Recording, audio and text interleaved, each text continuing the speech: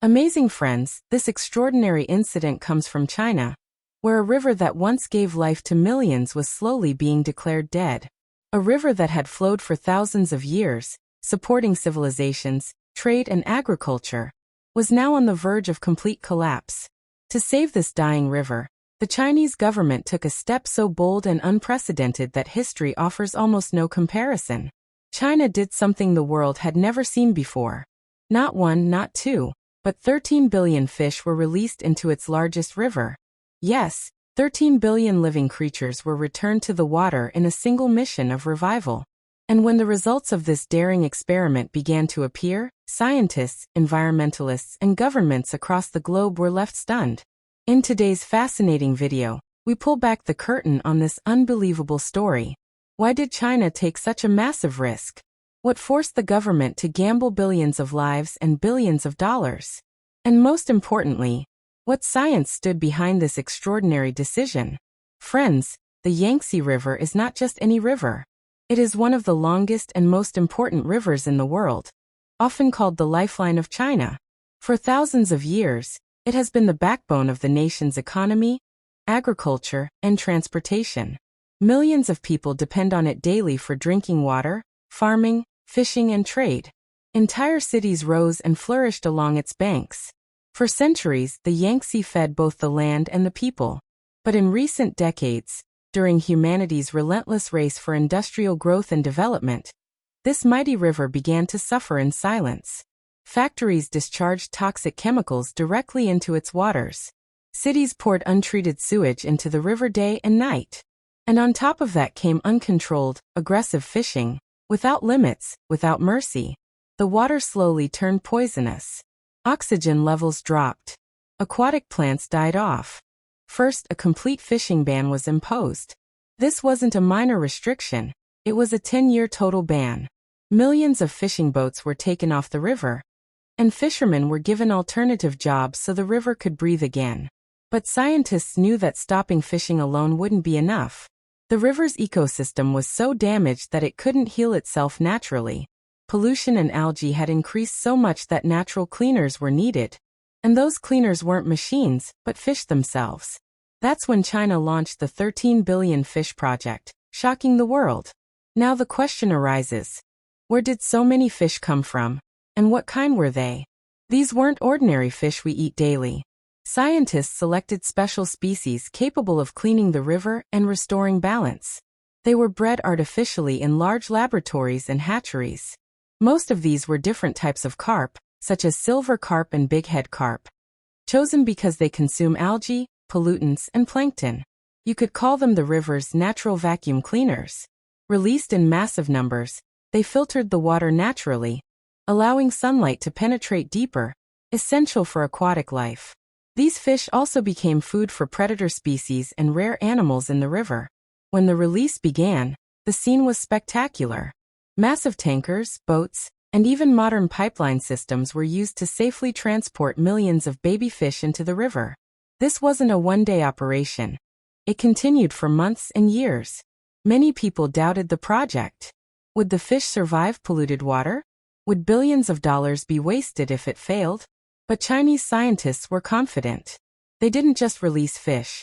They monitored them using microchips and tracking devices to study their movement, growth, and reproduction. Time passed, and initially no major changes were visible. The river remained quiet.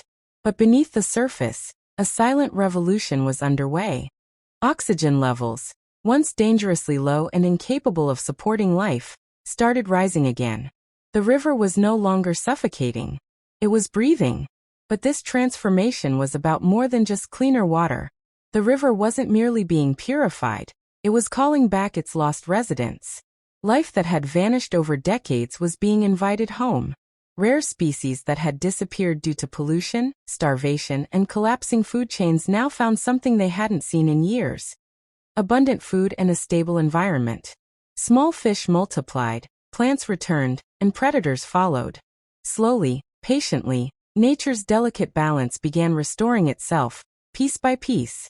Then came the moment no one had dared to hope for. A few years later, when scientists conducted another comprehensive survey of the river, The results were nothing short of astonishing. The river, once labeled as dead, was now teeming with life. Fish populations had rebounded. Water quality had improved dramatically. Entire ecosystems were functioning again. And then came the greatest surprise of all. Observers spotted the finless porpoise swimming freely through the waters once more. This rare dolphin-like creature, known in China as the smiling angel, had returned. For years, it had vanished from sight, feared to be permanently lost to extinction. The finless porpoise is more than just an animal. It is a living symbol of the river's health. Its presence means the water is clean, oxygen-rich, and filled with fish. Seeing it again was a powerful confirmation that the river had truly come back to life. The release of billions of fish, combined with the strict fishing ban, had given this beautiful creature a second chance. And with it, renewed hope for the entire ecosystem. It was a powerful transformation. Proof that when people are given purpose and support, they can become protectors instead of destroyers. The river had changed. The wildlife had returned. And the people along its banks had changed. As the river healed, its impact reached far beyond the water itself. The improved water quality began nourishing the surrounding farmland, breathing new life into fields that had suffered for years.